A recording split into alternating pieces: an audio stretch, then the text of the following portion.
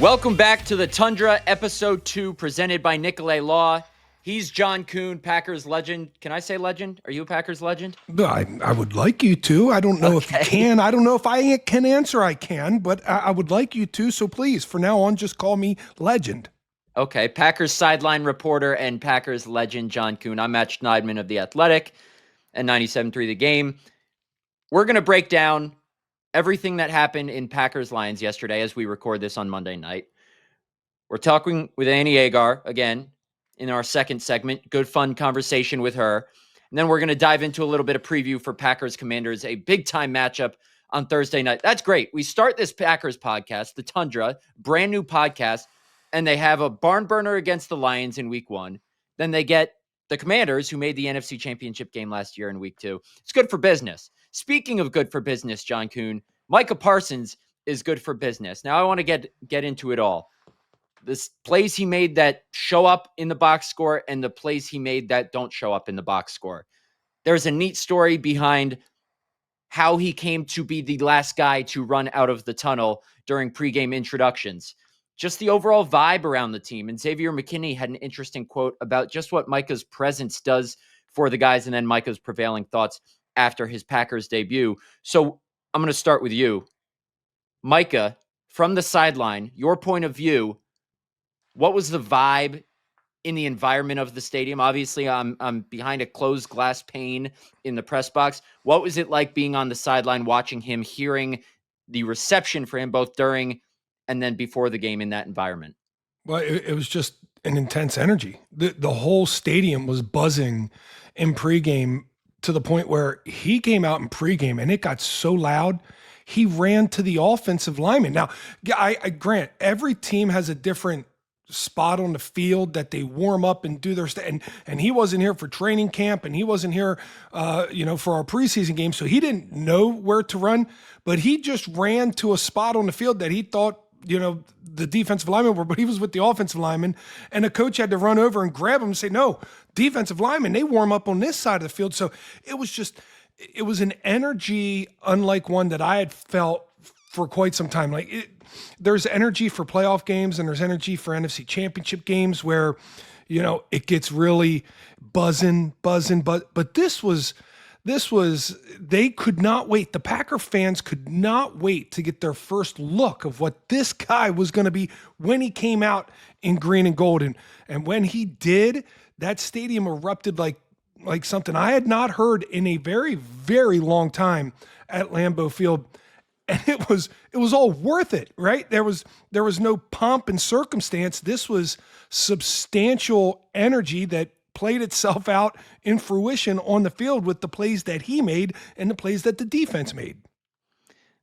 I agree with you. You've been here a lot longer than I have, but Micah running out of that tunnel last, and I'll describe how that came to be, was the loudest pop I've heard for any player in my 7 years covering this team. And I think I've been at every home game but one over the last 7 seasons. It was unreal, just the pop. And I posted a video of it on Twitter. You can't really tell the real pop from that video because I'm inside, but it was crazy. And it's funny you mention him running to the wrong spot of the field for warmups, where the guys kind of break out into different position groups. I noticed that from up in the press box, and I asked Micah about that after the game. He said he had no idea what he was doing. And he said the Cowboys defensive linemen warm up on the far right side of the end zone. So he naturally went over there, and that's where the Packers offensive linemen warm up. So someone was like, get out. What are you doing? Go over there. Yeah. And then you know how when you could tell he was completely out of his body at that moment. Lost. He was, it wasn't that he was lost. He was on cloud 9. He was riding that wave of support, that wave of energy, and all the anticipation. I mean, I could only imagine, a star player, they don't get butterflies, but they just get that incredible nervous energy that comes out in different ways. And he came out and was just running. He was just running. Almost like when that rabbit goes out in the dog track and the dogs just run after it. He was just running, and it was funny to watch, but it was amazing to watch when the actual game got started. The other funny thing from pregame warmups is, as you know, the starting defense, when they break the huddle during 11-on-11s pregame, kind of just their jog through, walk through stuff, everybody does like a couple steps back and then mimics a fadeaway jumper in basketball. They all did that. Micah had no idea what was going on. And after everybody else did it, he kind of did a half-hearted one. He said he had no idea that was happening either. So he'll catch up to speed. A lot of it's new. What I want to get into, and we want to spin this forward here a little bit, is what he did yesterday. Why does it matter for the future? Now, the nuts and bolts of what Micah told us after the game. He said he got through Sunday's game well. Obviously, that was before he feels any soreness or fatigue of today as we record this Monday.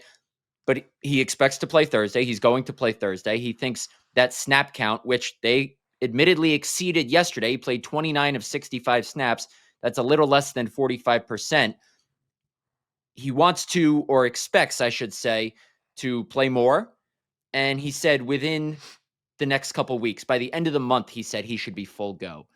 So, number one, that's all good if you're a Packers fan wondering how Micah Parsons got through the first game. We saw everything that pops out on the stat sheet that he did. You know, Next Gen Stats had him for 3 pressures. I think they were the very first snap he had where he beats Sewell inside, swats at his inside arm, and pressures Jared Goff into that little check down for a loss of 2 yards before the punt. The other one was when he jukes Sewell and gets in Goff's face before the Evan Williams interception. Then the third one was the sack, where I think we all thought it when we saw it. I know a lot of people online have made this comparison. Is it looked like a National Geographic film where he's just chasing down his prey? I was thinking of using a line like that in my story, but I thought it would be too forced. What I want to talk about with you, John, and I know you see this stuff watching a game, is the stuff he did that doesn't show up in the box score. And I'll let you have the floor, but I want to point out one example to me. It was 3rd and 16. Lions were on the doorstep of their own end zone. I think it was 3rd down. Yeah, 3rd and 16. Colby Wooden, unblocked up the middle, tackles, I think it was David Montgomery for a loss of 1. It could only be a loss of 1 because I think they were on the 1-yard line. If you look at the still shot or the tape, 2 guys go to block Micah Parsons. Nobody blocks Colby Wooden. Now, I think the right guard, he was going upfield. There was some miscommunication. But that still shot alone illustrates not just what Micah can do himself on the stat sheet, but what he does for everybody else on that Packers defense. I saw it numerous times on Sunday, the attention that he demands, right? And in those 29 plays, you know, he got a pressure here, he got a pressure there, he got a sack, maybe a tackle, but he's absorbing so much of the attention that the offense throws out there that it's chaotic for the offense, entirely chaotic. I mean, Jahmyr Gibbs has to chip him. Jahmyr Gibbs, if he chips him, he doesn't get out on his route as fast as they would like him to get out on his route. Sam Laporta is stumping him. And if Sam Laporta is stumping him, he's not getting out in his route as fast as they would. They'd love to go scat and just be able to run all their receivers straight off the line of scrimmage, but they can't because they have to help and constantly help. And not just are they throwing those 2 guys to help Penei Sewell, who might be the best right tackle in football, they're also sliding the line in that direction so that an extra lineman can get some rib shots on them if they don't have a player come into their spot. So really, it's just everybody's attention is on Micah, and he still is phenomenal. I saw a play, I think it was a swing pass. He came in, he took on Penei Sewell, and then he took a chip block from somebody else, kind of knocked him off balance, and he was able to position himself on Penei Sewell and kind of hold his balance. And then he started to get knocked down, and then he jumped over to the side, and he ended up landing on the pile when the whole thing was done for a 0-yard gain. It was one of the more athletically fascinating things I'd ever seen, and yet he ate up 3 people on the play. So if he's eating up 3 people, think about the other players that are running free behind him. It really is, so that's one thing. The second thing is, Matt, the dynamic of the Packers play calling and how they played the end of that game was so different than anything we'd have seen in the past. How many times did the Packers get a 21-point lead and they slough off and they allowed the team to march right down the field and score a touchdown easily? Now I know the Lions scored a meaningless touchdown in with under a minute left, but it took them like 3 or 4 fourth downs. Micah Parsons was on the field. He wasn't load managing at the time. They exceeded his snap count. That aggressive mentality is not something that I'm accustomed to seeing out of the Packers in these football games, especially regular season game 1 against the Detroit Lions, and you have a Thursday night game, and yet Micah Parsons is still out there because they know one thing. Micah's out there in his first game to show the world, to show Packer fans, and to show the league, this is what I can do here. They wanted him to get the sacks because he wanted to get the sacks, and he wanted to terrorize the offense, and they wanted him to terrorize the offense to the point that they exceeded a safety plan that they had tried to put in place, and they couldn't do it anymore. They couldn't do it. That go for it mentality is here, and it looks like it's here to stay. We wondered on the topic of what his presence allows others to do. And I want to quickly read this Xavier McKinney quote from postgame yesterday. His presence, just being Micah Parsons. That's what Xavier McKinney said. When you get a guy like that, of that talent, you can put him out there and tell him to just stand there. And before the play is snapped, they're going to be looking for him, because if you're not prepared for him, it's not going to be good for you. So I think just his presence out there alone is intimidating for offenses, and he didn't even play the whole game. So once he gets kind of in his groove and he starts getting more reps under his belt, it's going to be great. An interesting look that we saw yesterday from the Packers defense, and we wondered, what does this mean for Lucas Van Ness? Because without Micah Parsons, Van Ness is that number 2 edge rusher, him and Rashawn Gary on the edges. We said, he played some inside at Iowa. He's played some inside here before. Jeff Hafley said, what is his role going to be? Obviously, with Micah Parsons here, Van Ness, especially when Micah gets really ramped up, is going to see less snaps as a natural pass rusher off the edge. Well, yesterday, we saw Van Ness line up inside. For example, on Micah's first defensive snap, Van Ness is on the outside shoulder of the right guard, but he doesn't even rush. He drops into coverage. Lucas Van Ness dropping into coverage. And guess what? Micah Parsons pressures Goff into that short check down. Edgerrin Cooper misses a tackle on Gibbs out in the flat, but Van Ness is right there in coverage to clean it up for a loss of 2. And little tidbit, Micah said that package with him and Rashawn Gary on the edges and Lucas Van Ness inside is called Cheetah. So that's what they call that. And it was effective a couple times with Van Ness dropping into coverage. And then, of course, a different variety of that is Van Ness rushing. And Van Ness had a couple really nice rushes yesterday too. Micah Parsons, and I wrote this for tomorrow morning. If you're listening to this, the story's already out on The Athletic. But Micah Parsons is the president of the Lucas Van Ness fan club. He has gone above and beyond to pump this guy up in 2 meetings with Packers reporters over a course of 4 days. And would you agree with me, John, that there is nobody probably under a more intense microscope, at least from Packer fans, than the 2023 first-round pick Van Ness, at least in the early going when we talk about what Micah can do for other players on the team going forward? Van Ness looks to be an early benefactor of that in a big way. They're all benefactors. They're all benefactors. Evan Williams got an interception on a disguise because the play got sped up because of Micah Parsons. They're all benefactors, and they're all going to continue to do that. And more so than anything, you could feel the defensive shift at the end of last year. The guys started understanding what their responsibilities were. They started playing faster. They started rallying to the football. But I don't know if I've ever, under Matt LaFleur's tenure as a head coach, seen a defense rally to the football the way that these guys rallied to the football on Sunday. There was a missed tackles were nothing in this ball game because the first guy misses a tackle, the second guy's there before he gets 3 more yards. There was no missed tackle, big breakaway because everybody's getting blocked. Nobody stayed blocked. People might have gotten initially blocked. Nobody stayed blocked. Everybody rallied to the football. It was an all-around just swarm of a defense. Last year's best offense in the National Football League finished 1 for 4 in the red zone. 1 for 4. And with 59 minutes gone in a football game, they had scored 6 points. That's it. I mean, this was a really dominant performance.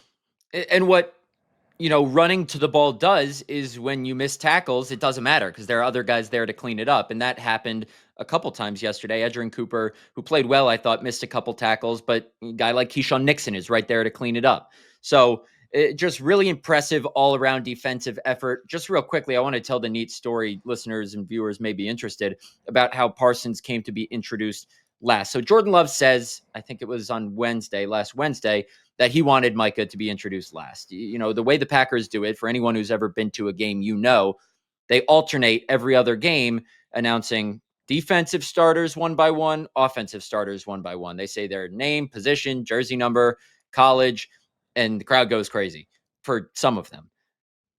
So Micah Parsons, obviously, the fans wanted him to be announced last. Everyone knew that. Xavier McKinney would normally be announced last. So Matt LaFleur called Micah Parsons on Saturday night and said, we want to give you the embrace that you deserve. That's what Micah said LaFleur told him. McKinney was consulted as well, basically to say, you good with this? We don't want to ruffle any feathers. McKinney said, there were some expletives in there when he said this, and I don't know if we're allowed to say that on this show. He said, I'm all for it. Give the people what they want. Micah also said that, okay, I got the feeling of what it's like to be announced last. We can go back to the normal order. Give the captains, the veterans, their shine now. Now, I think Micah and McKinney have been in the league for like the same amount of time. McKinney, I think, one more year or something. But the point is, Micah wants to show respect to the guys who have been here. I asked McKinney about that after the game. He goes, I ain't tripping. It don't matter to me. As long as we're winning games, I don't care when I get announced. So, I see a lot of people using the word vibes, and yeah, that's cliche, but the vibes are good around this Packers team right now, John Kuhn. The vibes are the best they've been that I can remember. Covering the team, these are the best vibes I've ever remembered having around this team. Even the years that they were winning 13 football games, 14 football games in a season, getting to one seed, the vibes feel real now. It's true confidence. It's real confidence, and not just confidence in several guys to carry us through to a certain spot. It's vibes that everybody is going to chip in and get their own, and that is a special feeling. When a team has that, everybody goes out there and fights for one another. The vibes are real. They're real too. And I think that's the biggest thing. There's a lot of people that go out on the field. In fact, every team does it. Every team goes out on the field and pops their chest and says, we're going to do it today. Some of them don't believe it. I'm telling you right now, some of them, it's fake. It's fake. It's contrived. And they're trying to build this thing that's not organic. This is organic. These guys love playing together, and Micah Parsons, that last little addition makes them all believe even more. I mean, they all were extremely confident and loved playing with one another before, and now it's just, I mean, it's almost easy for them. It's almost easy. We talk a lot about the defense, and rightfully so. The defense was dominant. Jordan Love only threw 22 passes yesterday. He started off really hot. The offense kind of hit a rut there in the middle of the game on a couple drives.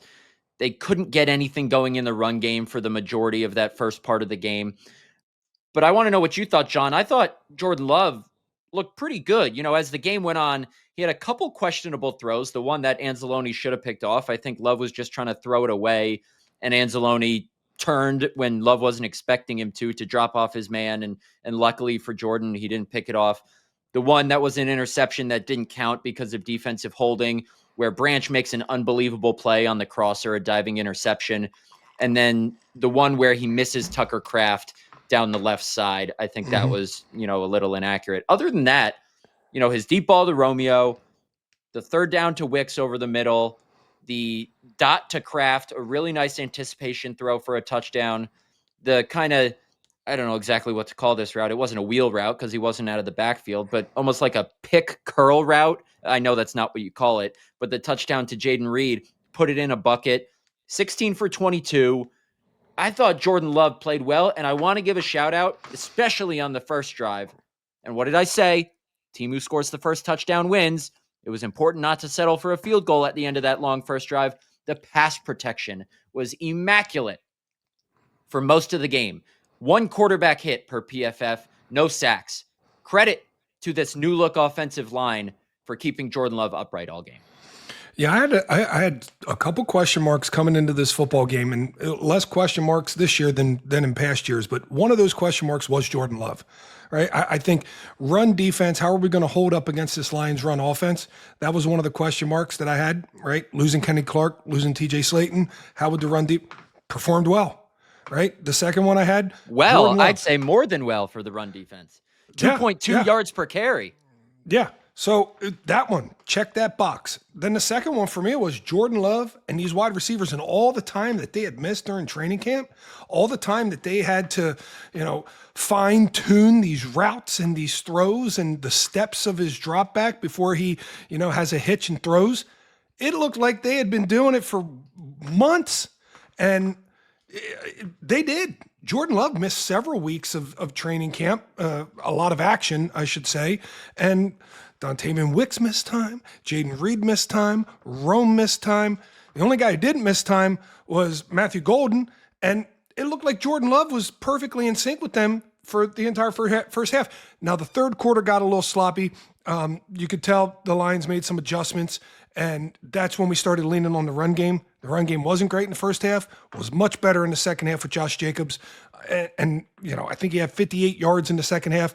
That's a pretty good chunk against a stingy defense like that. So there you go. I mean, complimentary football along the board. Offense explosive early, scoring some touchdowns.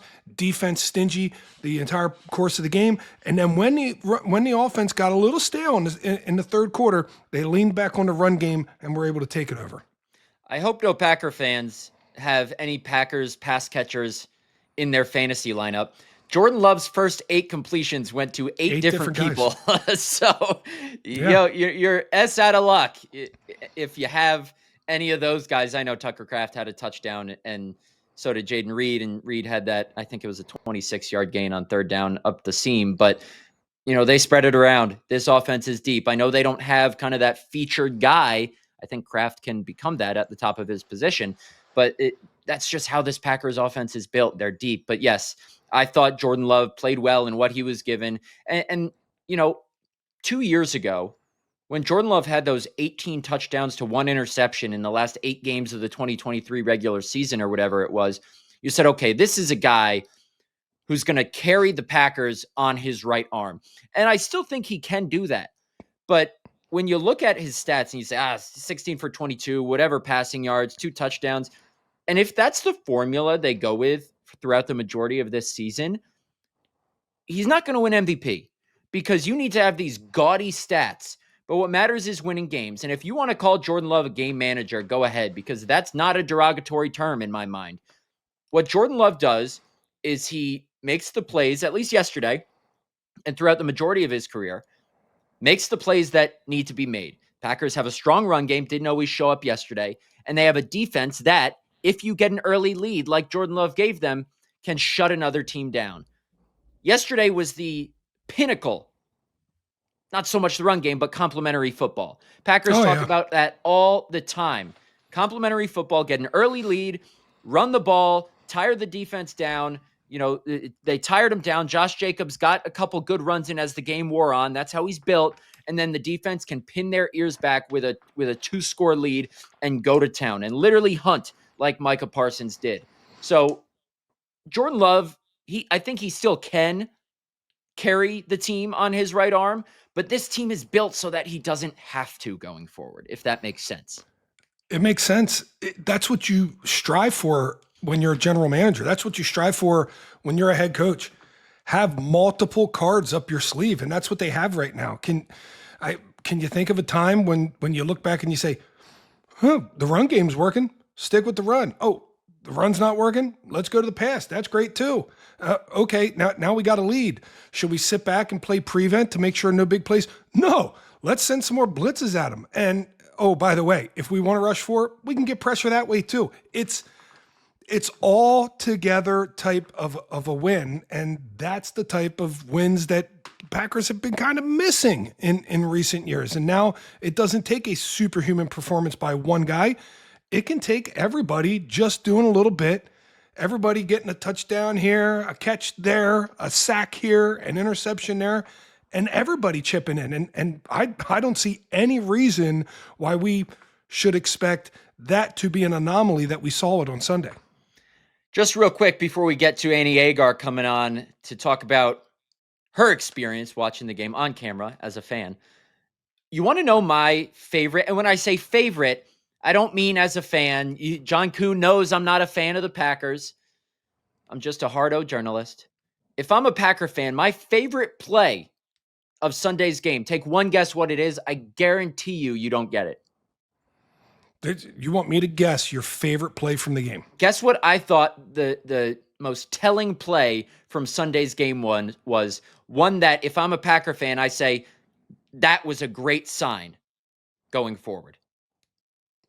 That's very tough for me to choose. I would say the deep ball to Romeo Doubs. No, so here's what it was. And I think you might not agree with me that it was the most telling one. I think there were about 9 minutes left in the fourth quarter. Packers have a 4th and 1 from the Lions' 11-yard line. They're up by 11 points. They could kick a field goal, go up 2 scores, be comfortable with where they're at. Instead, Matt LaFleur says, you know what? I'm going to do what Dan Campbell has done to me in my own stadium the last couple years and try and play bully ball. This was the most emasculating play the Packers had all day. Matt LaFleur said, no, I'm not settling for a field goal to go up 2 scores. I'm QB sneaking my QB with a less than 100% left thumb to put the nail in the coffin here.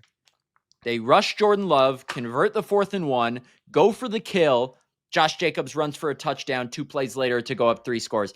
That's the kind of play call and the execution you need to set the tone for the season and to show, even if they're not thinking that this is the reasoning behind it in the moment, balance of power has shifted. We're not letting the Lions bully us around at Lambeau Field anymore. We are going to be the aggressors. We are going to make a statement here. I thought that was a brilliant, not that it was the most difficult decision ever. Yeah, I thought it was an incredibly easy decision. Right, but the mindset of it is different than what we've one of the keys to Correct. One of my keys to the game last week was simply this: keep throwing punches. They're going to hit you. You got to keep throwing punches. And the Packers threw the biggest punches in this football game, mostly in the red zone. I think they were 3 for 5. The Lions were 1 for 4. And really, it was by quantity, which turns into quality. And in the run game, that's generally the way it is when 2 good defenses get together. Speaking of quality, we've got Annie Agar coming up next with her reaction, breakdown, analysis from the fans' perspective of watching Micah Parsons, Jeff Hafley in yesterday's game, and whether she thinks the balance of power truly has shifted in the NFC North. We'll be right back. John Kuhn, I'm pumped. We got a great presenting sponsor on board. You see it on our hat. You know this face. You see it all around Wisconsin and the Midwest. It's Nicolay Law Firm. And if you get Nicolay, their award-winning personal injury lawyers make insurance companies pay. With offices statewide, they're not just winning for Green Bay, they're winning for Wisconsin. When you need to win, get the beard. It's a free consultation, and we win or you don't pay. Big beard, big results, and for us, look at this, sweet coffee mugs with, you know that face, Russell Nicolay's face on it. Nicolay Law Firm, online at nicolaylaw.com. That's NICOLET law.com. All right, John, I know Packer fans are still on a high from yesterday's win over the Lions. We've got one with us now. I think we can call her a special guest contributor or a regular guest contributor. We have to work out Annie's official title. It's Annie Agar. Annie, how are you doing? What is the mood right now among the Packer fan base? Cloud 9, guys. I have my Super Bowl shirt on here. Look at this. From Super Bowl 31. It's a little throwback shirt. I found it in like a bin in some, I don't know, some in a thrift store. One of the thrift stores. No, I'm feeling great. I'm riding high. My brother, not so much. I don't know if you guys saw, but I put a video out. I did. Because we do a reaction video every week, and I know Matt saw it, but we do a reaction video whenever the Packers play the Lions, and he was miserable. And I'm like, John, I can't use this footage. You look like you're dying half the time. And so I made it like I put the Titanic song over it and try to make it as funny as possible. But he was pretty miserable. I, on the other hand, am not, along with all Packers fans out there, I'm sure. It was beautiful. I screenshot it when he was walking out on the field, and I tweeted it out. I said, I can't believe this is my life right now, because it didn't even look, it looked like it was photoshopped. It was wild. So I'm just the happiest I've ever been, but it's a great time. Great time to be a Packers fan. So what we How want to did you- do, go ahead, John. I was going to say, did you watch it with your brother then? Your No, brother a Lions no. fan? Oh, We can't. No, my mom and dad said no a long time ago. We have to be in at least separate rooms, but he's in Michigan, so I came back to Chicago, and I stayed as far away from him as humanly possible, because it would be interesting to see how people watch sports. I would love to know how you guys watch games, because I am a very vocal person when I watch them, and I like to complain and talk about what bad call the refs did. My brother, dead silent, can't have anybody talk to him. He just needs to focus and lock in on the game. So we watch in two very different ways, and it does not mesh well. I don't understand that. I don't understand the people that just sit there. They don't want any sound. They don't want any noise. They don't want any distraction. Yeah. Enjoy it and celebrate. I mean, it's football. Right. It's the best thing to watch. The It's the real best thing to talk psychos about. are people like my uncle, who will he's super busy, or he'll work on the weekends a lot, but he'll record the game, and he won't let anybody. I didn't know people still do this. He won't let anybody tell him the score. I'm like, how do you first not see it on Twitter? I don't know, blows my mind. Wow. But he won't let anybody say anything to him until he watches the game from start to finish and just fast forwards through commercials. I just don't understand. That's pure psycho behavior. I don't get that one, but I can't do that. When I was playing, my mom could not stand anybody else in her. It had to be her and maybe my aunt, and that was it. She could only watch it with my aunt in the room. And then wow. every time the Packers scored a touchdown, they'd take a shot. So we were really good then. So most of my They were post-game hammered. calls home were, "Hey, Mom, how's it going? Great game, great game." Oh my gosh, it was such a mess.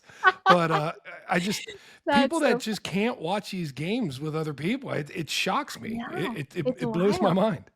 I mean, Yeah. did I sit there and watch it by myself? 100%, but that's beside the point. I was on camera, so. Can you watch it at a bar? I can. This Thursday, I will be at a bar.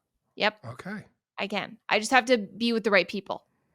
If they can't be, they have to be locked in with me, And they probably will be Bears fans, so they'll be locked in a different way. But I'm the same way. I can only watch Yankee games by myself, but people aren't here to listen to me talk about my Yankees fandom. Annie, we're going to give you 3 things we want your take, your spin on.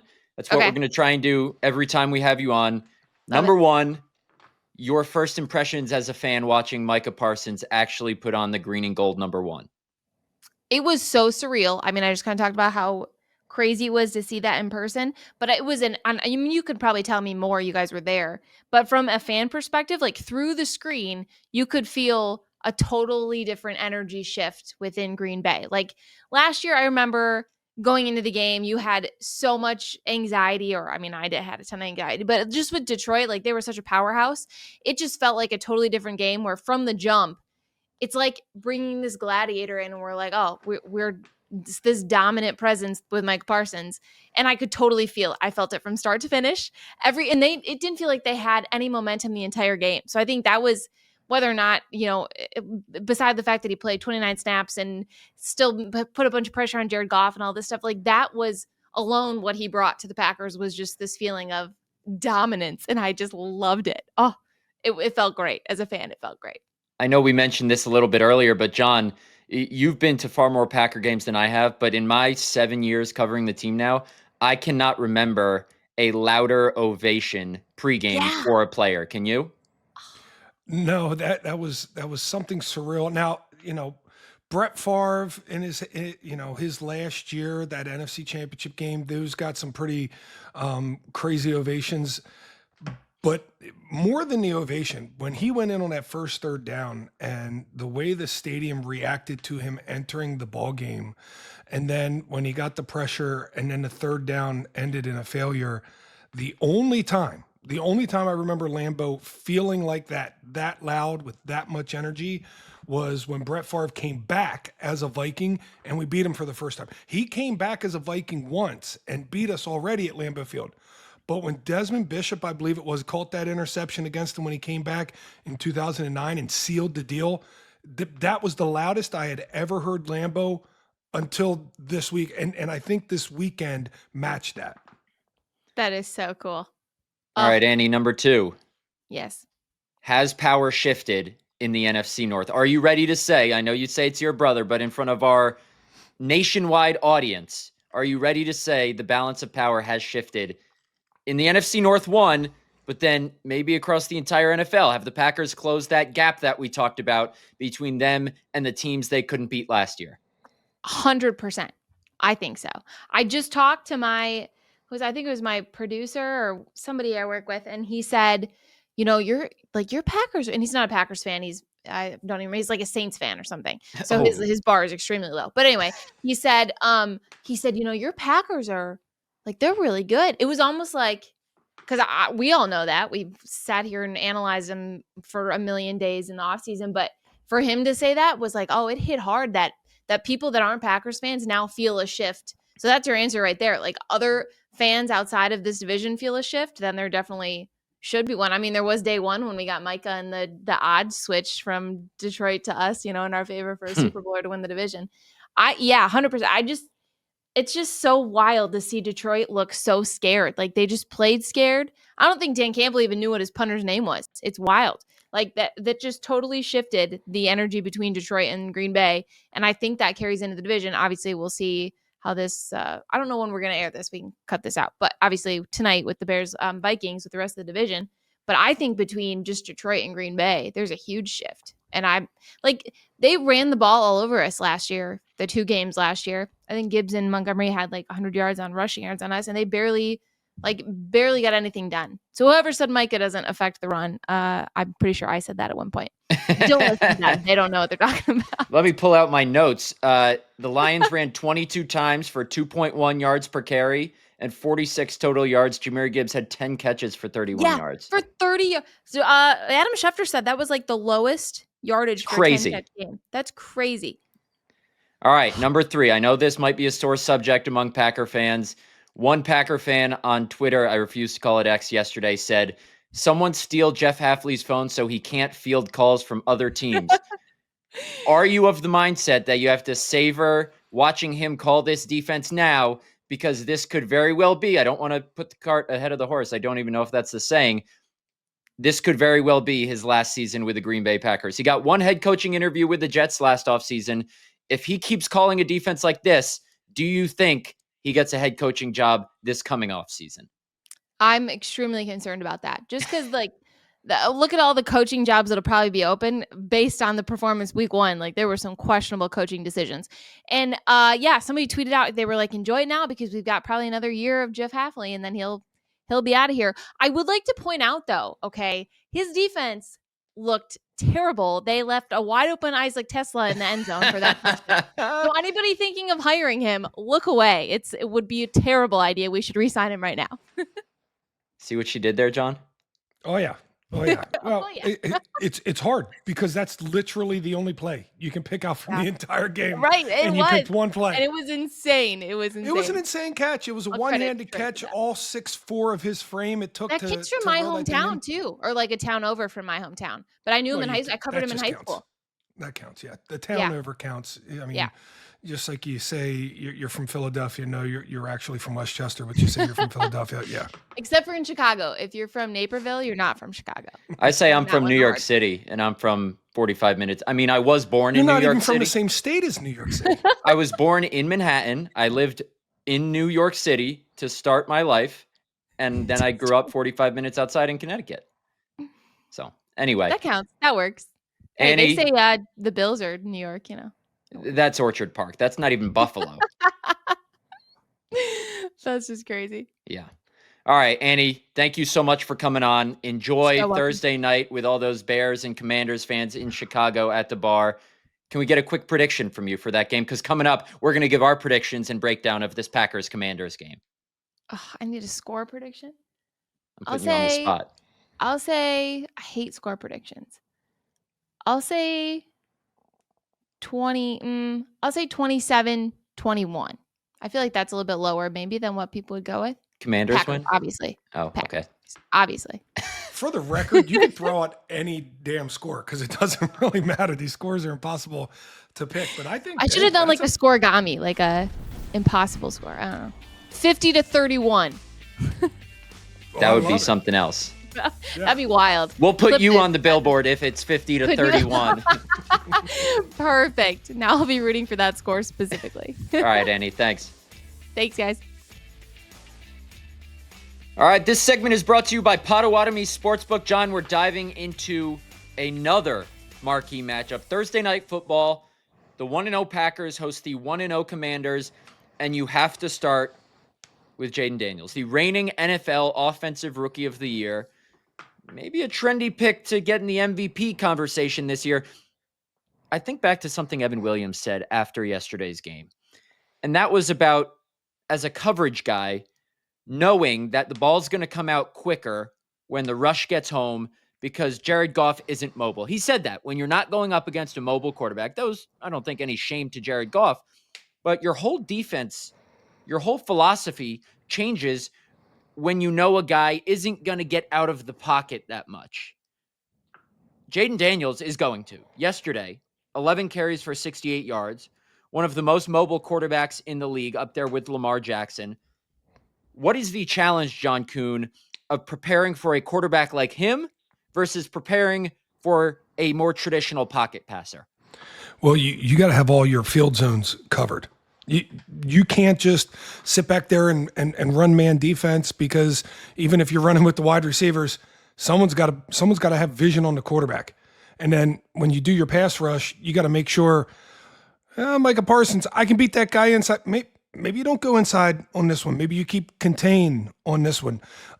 It's almost a governor that gets put on an engine so that it doesn't go too fast. You always have to be under control so that you can see what this guy is doing back there. Jayden Daniels is an exceptional talent, an exceptional football player, and he's a guy that can ruin your day in the blink of an eye. He's a guy that you're 3rd and 9, you're feeling pretty good about your play call. You call the perfect play call.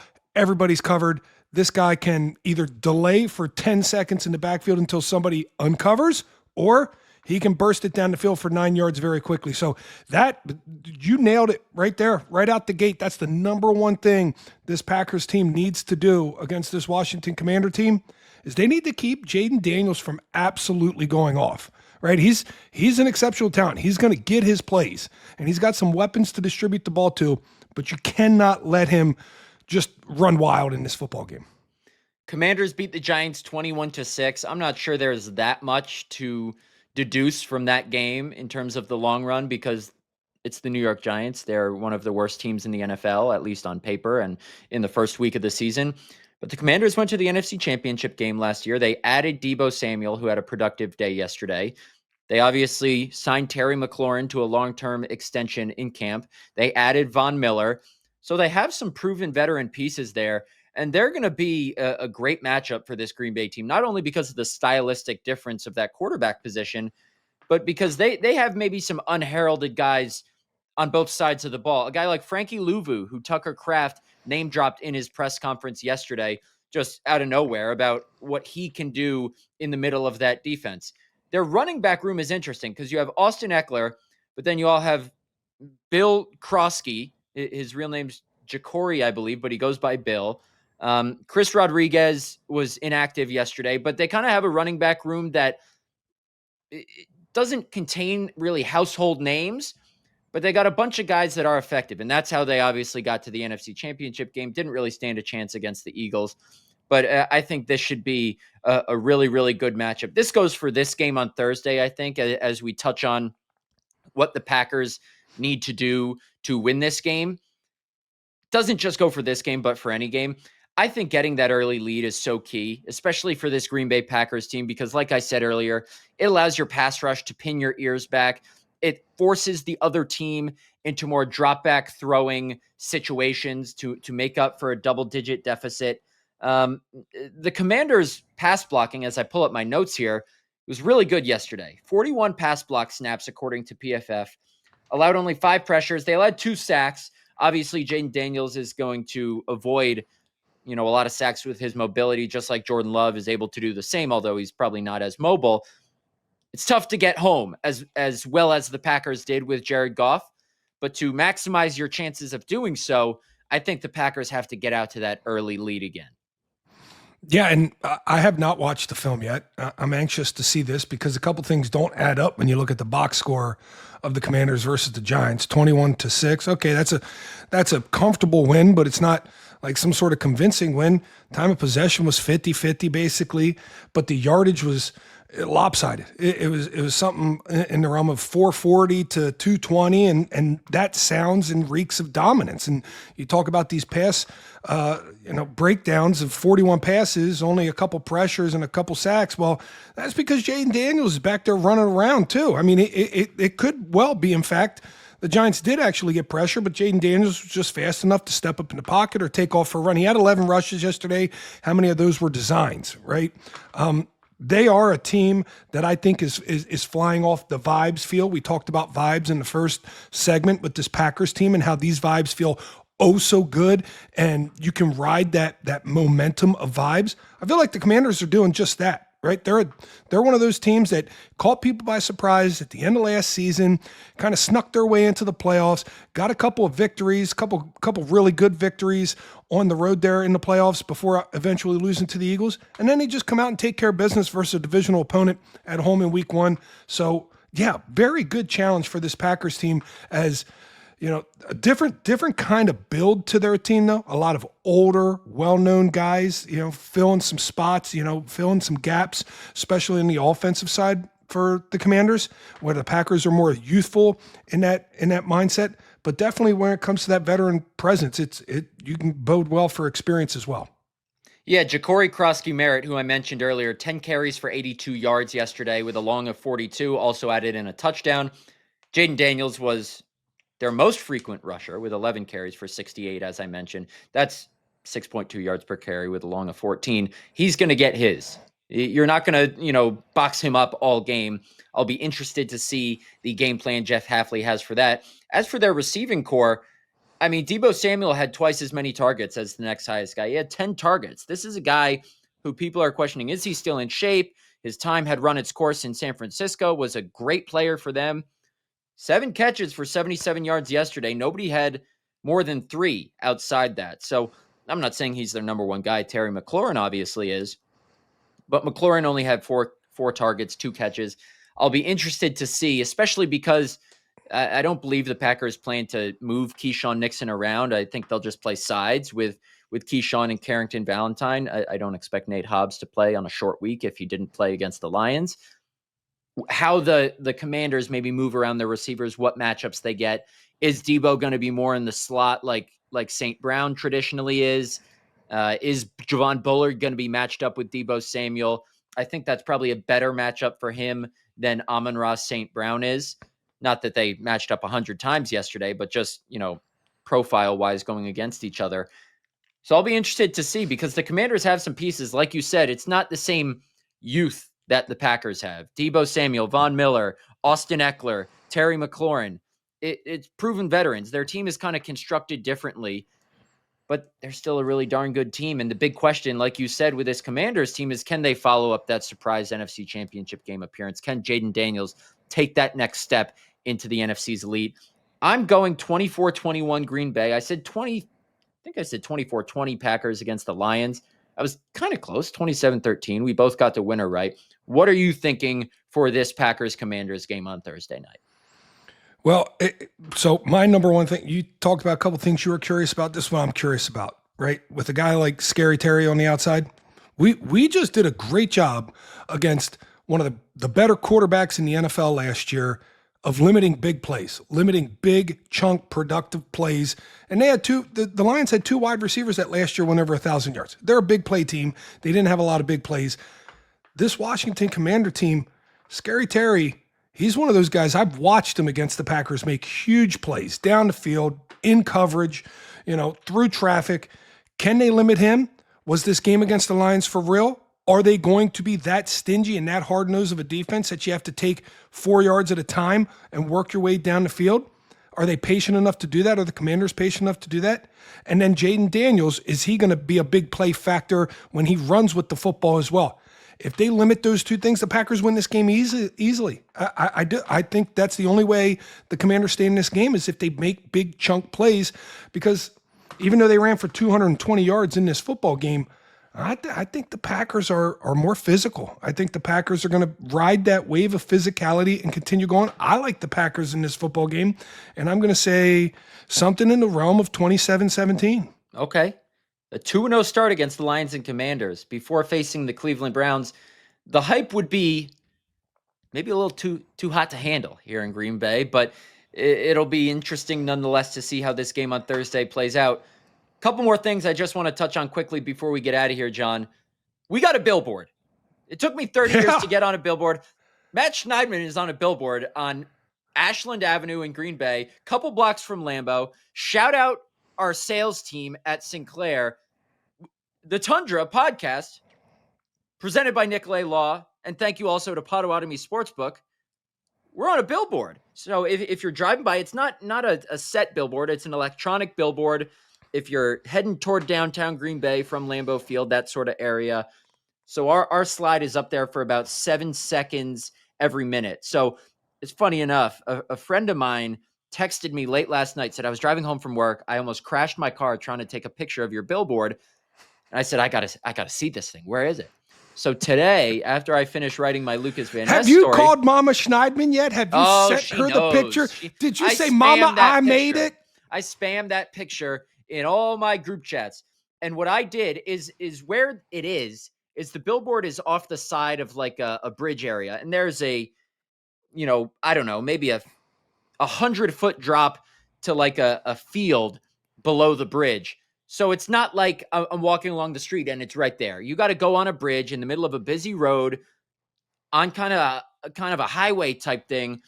And there isn't really any parking spots or residential areas close to this billboard. So what I did today when I had some free time was I parked at a park and ride on Ashland. You can see Lambeau from where it is. And I walked about half a mile to the middle of this bridge, taking pictures of this billboard. And people probably thought, and it took me a little while to get like a good picture of it because the billboard, it's tough to take pictures of a moving electronic screen because it's kind of blurry. Same thing happens when I try to take pictures of the Jumbotron at Lambeau. So I'm standing on that bridge, just waiting for our slide to come back. And I'm thinking to myself, the cars that are passing by are like, is this guy contemplating jumping off this bridge? No. I'm on a billboard and I'm there to take a picture. Yeah, I'm glad I didn't lose my podcast partner while he was lost in his 5 minutes of fame as that slide went across the board. Relax. Don't let it get to your head. You I'm need not. to be grounded. Take it easier. That's why I have this Nicolay Law hat on, so my head doesn't explode. The other thing I wanted to ask you very quickly about, at halftime of yesterday's game, they honored the 2010 Super Bowl team. Guys like yourself, TJ Lang, Josh Sitton, Desmond Bishop, Frank Zombo was there, Evan Dietrich Smith was there. All announced, all great reception, at least up in the press box. And there are some people up in that press box, as you know, have good relationships with Mike McCarthy. We were sent a list of the players and people that would be there earlier this week. Mike McCarthy was not on that list. Now, I know he lives back in Green Bay. That was the best reception of them all. I did not know Mike McCarthy was going to be there. That was pretty neat to see. Yeah, that was incredible. What an experience, and what a feel for us to be able to do. And thank God we won the damn game. Could you imagine if we were down 18-0? That's getting announced You're at halftime. 17-6. And everybody's pissed off, and they're like, I need to go get another beer. I can't sit around for this halftime. I'm too anxious. I'm too nervous. I can't stand this. And thank goodness we were winning this game because everybody was in good mood and everybody cheered. And man, that ovation from McCarthy. And I had asked McCarthy the night before. I said, now, are you going to cry when you come out on the field? He said, I just don't know what kind of reception I'm going to get. I said, come on, coach. You know they're going to love you. You brought them a championship in 2010. You know they're going to love on you. He goes, well, I've only been back here one time, but I did lose when I came back here that one time. So hopefully they're over it by now. And boy, did he get a great reception. Yeah, there was a couple eyes that were wet out there, on the field during that halftime, but it was a very special moment. It was cool. It was fun. And it was great to see all the guys and find out what they're all up to these days and where they're living and how their kids are doing. It was just a really nice trip down memory lane. There was a tweet out there that said they're honoring the Super Bowl team of 15 years ago, and the quarterback of that team is still throwing 4 touchdowns, and that's why he couldn't be there. Yeah, how about that? Yeah, pretty good game out of Aaron Rodgers. And he got himself a first victory as a Steelers quarterback. And while we're all celebrating, the 15-year You guys are anniversary, old and washed. we are all so old and washed, and he's still out there slinging the thing. All right. We appreciate everybody for listening. Before we get out of here, follow all our socials at the Tundra GB on Twitter or X, whatever you want to call it. Subscribe to our YouTube channel. Get us at Apple, Spotify, on Instagram at the Tundra GB. Wherever you get your podcast content, we'll have clips coming out later this week before the big Packers-Commanders game. We appreciate everybody for listening.